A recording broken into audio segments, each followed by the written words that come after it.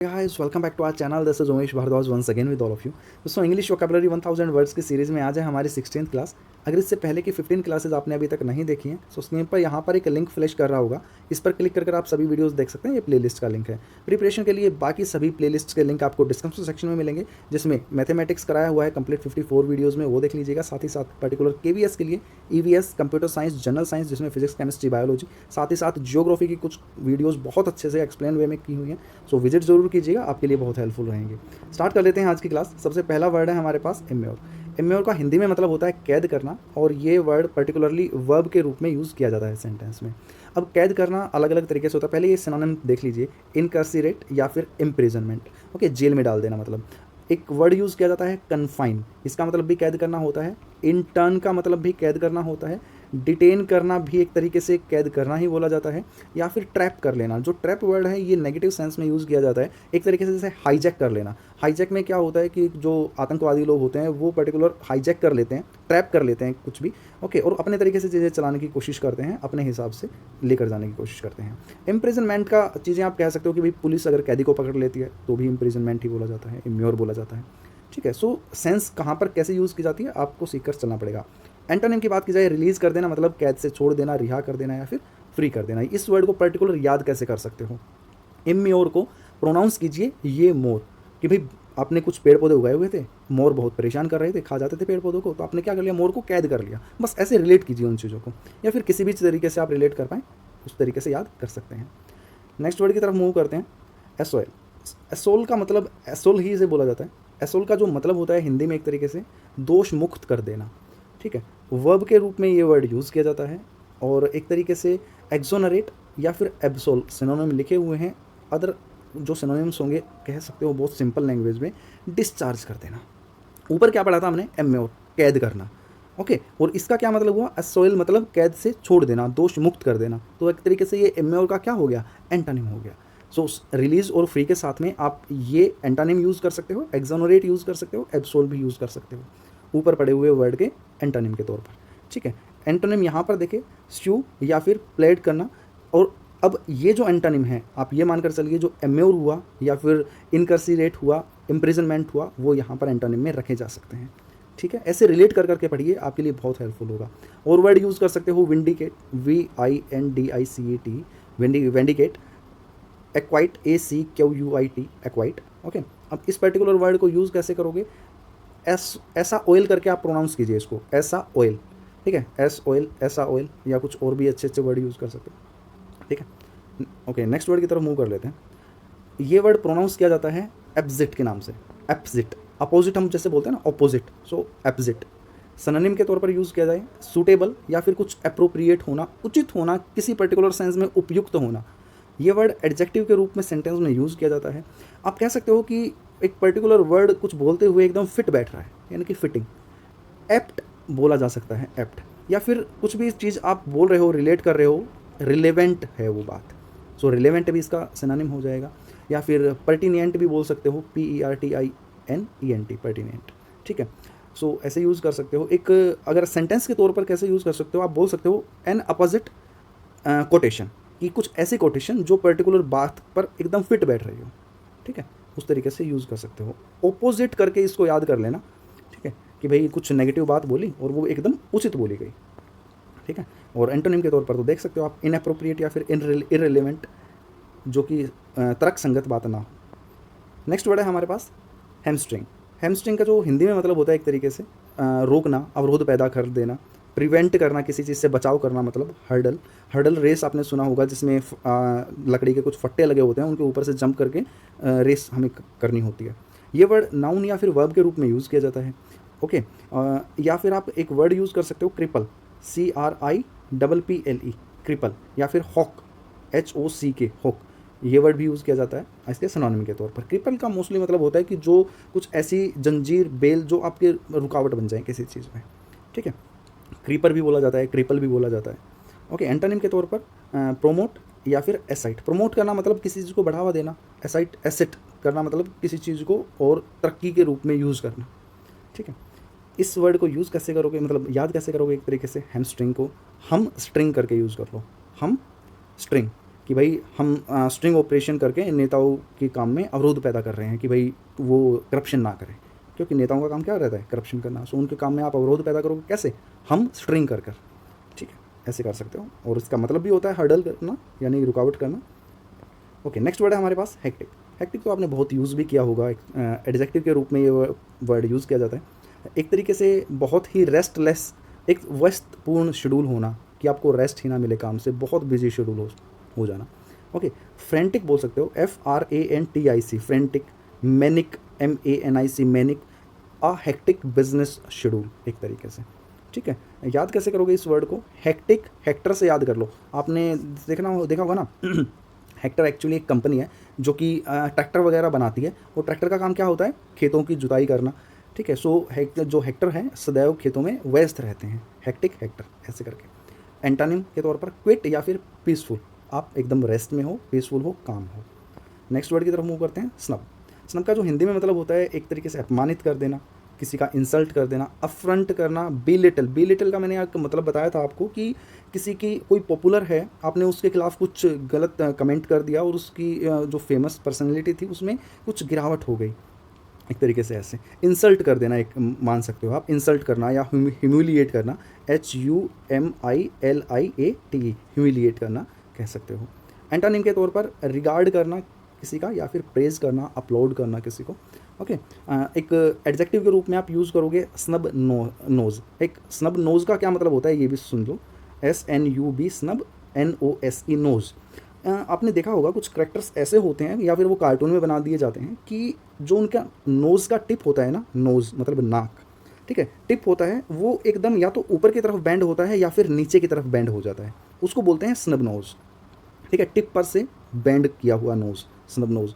Okay, adjective के रूप में अगर यूज़ करते हो। नाउन के रूप में अगर यूज़ करते हो, आप कह सकते हो the move was a snub to the government, कि गवर्नमेंट ने एक ऐसा मूव लिया, एक ऐसा डिसीजन लिया कि वो उसने गवर्नमेंट को अपमानित कर दिया। सो ये कैसे यूज़ किया आपने, नाउन के तौर पर, ठीक है।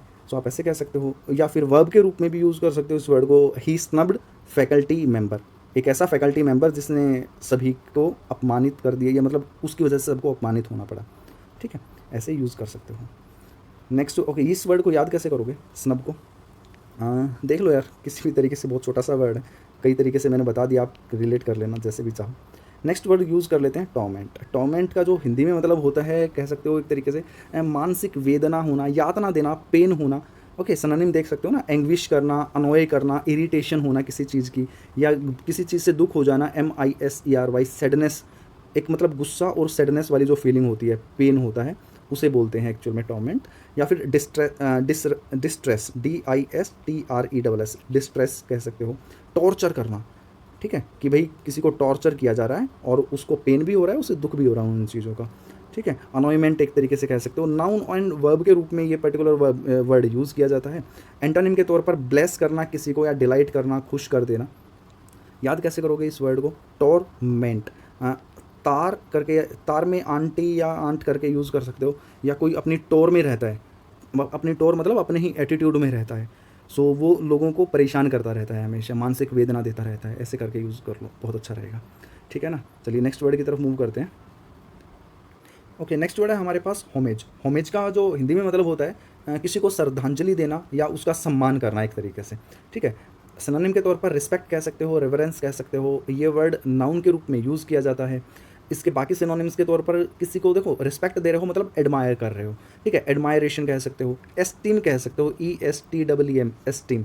ओके, या फिर एडुलेशन, ADULATION, एडुलेशन। या फिर रिकग्नाइजेशन, मतलब किसी को आप रिस्पेक्ट कर रहे हो, उसकी को एडमायर कर रहे हो, तो उसको क्या मिल रही है, पहचान मिल रही है, उसको एक रिकग्नाइजेशन मिल रही है, इस तरीके से आप यूज़ कर सकते हो। एंटोनिम के तौर पर क्रिटिसिज्म करना किसी का, या फिर किसी को डिसऑनर करना। A man doing homage to his personal lord, कि एक कोई इंसान है, आदमी है, वो अपने पर्सनल भगवान, अपने माता पिता को श्रद्धांजलि दे रहा है, होमेज कर रहा है, इस तरीके से यूज़ कर रहे हैं, ठीक है। आप वर्ड को याद कैसे करोगे, होम आज करके, HOM, होम आज, कि भाई आज हमने अपने घर में बाबा जी को श्रद्धांजलि दे दी, अपने पर्सनल लॉर्ड को श्रद्धांजलि दे दी। ओके, नेक्स्ट वर्ड है हमारे पास हिड। हिड का जो हिंदी में मतलब होता है ध्यान देना, एक कंसर्न करना, किसी बात को नोटिस करना। कंसर्न का मतलब चिंता भी होती है एक तरीके से, ये word particularly verb and noun के रूप में यूज़ किया जा सकता है। एक आप बोल सकते हो ना, टेक नोट ऑफ, किसी चीज़ को कंसर्न में लेना, नोटिस में लेना। पे अटेंशन टू समथिंग, किसी चीज़ को के तौर पर अटेंशन देना, किसी चीज़ को अटेंशन करना। He should have heeded the warnings, कि भाई उसको दी गई वार्निंग्स पर ध्यान देना चाहिए, नोटिस करना, अटेंशन देनी चाहिए। एंटोनिम के तौर पर बात की जाए, इग्नोर कर देना या फिर नेग्लेक्ट कर देना। ठीक है, याद कैसे करोगे इस पर्टिकुलर वर्ड को? हेड को हेड से याद कर लो कि भाई हेड है और दिमाग के अंदर बहुत कुछ ध्यान देने वाली, या फिर आप कह सकते हो कि दिमाग पर अपने हेड में ध्यान लगाओ। ठीक है, या ध्यान देने वाली बातें होती हैं। नेक्स्ट वर्ड की तरफ मूव कर लेते हैं। नेक्स्ट है डेप्रीडेशन। डेप्रीडेशन का जो हिंदी में मतलब होता है विनाश करना। बहुत बार हमने ये वर्ड पढ़ा हुआ है। सिनोनिम के तौर पर डिस्ट्रैक्शन करना, डिस्ट्रक्शन करना मतलब तोड़ फोड़ देना, या फिर अपोकलैप्सी करना। अपोकलैप्स का मतलब भी यही होता है कि कुछ बनी हुई चीज़ों को तोड़ना, तहस नहस कर देना। ठीक है, आप कह सकते हो लूटिंग, LOOTING, लूटिंग, या फिर रोबिंग, ROBBING, रोबिंग, या फिर एक वर्ड यूज़ किया जाता है प्लंडरिंग, PLUNDERING, प्लंडरिंग, ये वर्ड भी यूज़ किया जाता है।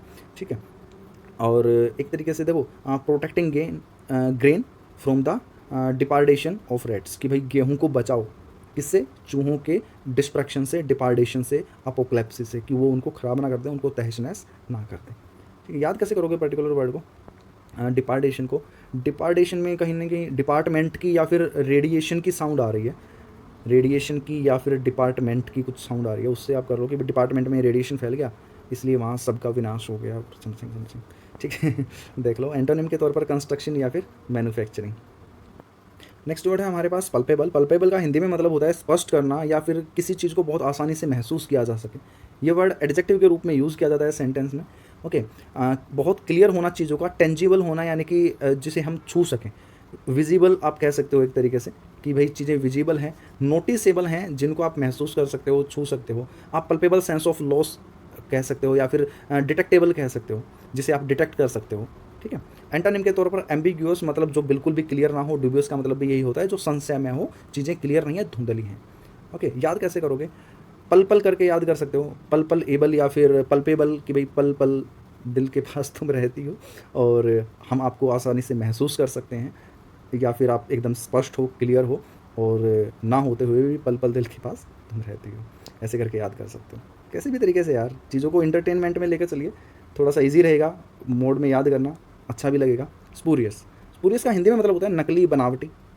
सिनोनिम के पास बात की जाए तो डुप्लीकेट या फिर मेडाशियस आप बोल सकते हो। बोगस एक बहुत वर्ड यूज़ किया जाता है कॉमनली, कि एकदम बोगस पेपर हैं ये, तो फेक पेपर हैं। ठीक है, और या फिर एक रिलेटेड वर्ड फिचियस, FACTITIOUS, फिचियस आप कह सकते हो, जो फिक्शंस में एक चीज़ें होती हैं, जो असली की नहीं होती, बट फिक्चुशियस होती हैं, नकली होती हैं। ठीक है, एंटोनिम के तौर पर किसी चीज़ का जेन्युइन होना या फिर ऑथेंटिक होना। ओके, एडजेक्टिव के रूप में ये यूज़ किया जाता है, या फिर चलिए यूज़ तो आप किसी भी तरीके से याद कर लीजिए। पहले भी बताया था ये वर्ड। स्पूरियस को सुपू करके हमने तो याद किया था यार, एक फ्रेंड थे तो उसको बोलता है कि सुप्रिया बहुत एकदम सुपूरियस है, पहले भी बताई थी मैंने, ये एग्जांपल दिया था आपको। ठीक है, ओके। सफरेज, सफरेज का हिंदी में मतलब होता है अपने मत का अधिकार करना। आप एक वर्ड बोलते हो ना, वोट, वोट में क्या होता है? आपका अधिकार होता है, आपकी अपनी फ्रेंचाइजी होती है। नाउन के रूप में ये वर्ड यूज़ किया जाता है। बैलेट पेपर आपने सुना होगा कि वोटिंग जब करते हैं तो बैलेट पेपर का यूज़ किया जाता है, तो बैलेट एक वर्ड है। या फिर आप जब वोट डालते हो तो आप अपनी चॉइस से डालते हो ना, तो चॉइस भी है। या फिर आप वॉइस बोल सकते हो, आपकी आवाज़ सुनी जाती है वोटिंग के टाइम कि आप वोट डाल रहे हो। सफरेज है आपके पास, मताधिकार है, मत का अधिकार है। ठीक है, वर्ड एक तरीके से universal adult suffrage, universal adult suffrage का बोला जाए तो कि भाई हिंदुस्तान में बोल दिया गया कि आप अगर 18 साल के हो जाते हो तो आपको वोट डालने का अधिकार है, आप अडल्ट हो गए हो, यूनिवर्सल अडल्ट सफरेज, इस तरीके से। ठीक है, सफ़र आज करके आप ये वर्ड यूज़ याद कर लीजिए, बहुत अच्छा है कि आज सफ़र आज हमारा ऐसा है कि हमें मत का अधिकार मिल गया है, हम अडल्ट हो गए हैं, यूनिवर्सल अडल्ट सफरेज है हमारे पास, चॉइस है, अपनी आवाज़ उठाने का काम है हमारा। एंटोनिम के तौर पर एब्सटेन कर देना मतलब अधिकार त्याग देना, या फिर डिसएनफ्रेंचाइज कर देना, कि अपनी फ्रेंचाइज को ख़त्म कर देना। फ्रेंचाइज आपने एक बहुत वर्ड सुना होगा कि मान लीजिए कोई कंपनी है, या फिर एक तरीके से मैं लेकर चलता हूँ कि डोमिनोज़ है, आपने डोमिनोज़ की फ्रेंचाइज ले ली, सो आपको क्या मिल गया? डोमिनोज़ को सेल करने का, मतलब वो जो पिज़्ज़ाज़ वगैरह बनाती हैं उनको सेल करने का आपको अधिकार मिल गया। आपको, ठीक है, समझ रहे हैं ना वो सारी चीज़ें। अब रिवीजन वाली चीज़ है यार, लेकर चलिए थोड़ा सा, चलिए जल्दी जल्दी करने की कोशिश कर।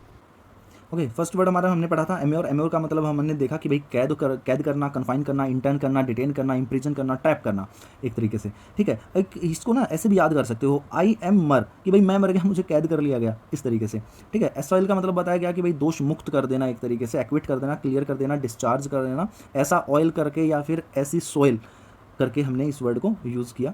अपोसाइट का मतलब एक तरीके से उचित होना, उपयुक्त होना, एडजेक्टिव के रूप में यूज़ किया हमने। एक बोला कि एन अपोजिट कोटेशन, की एक ऐसी कोटेशन जो उचित हो, उपयुक्त हो, फिट बैठ रही हो, रिलेवेंट हो।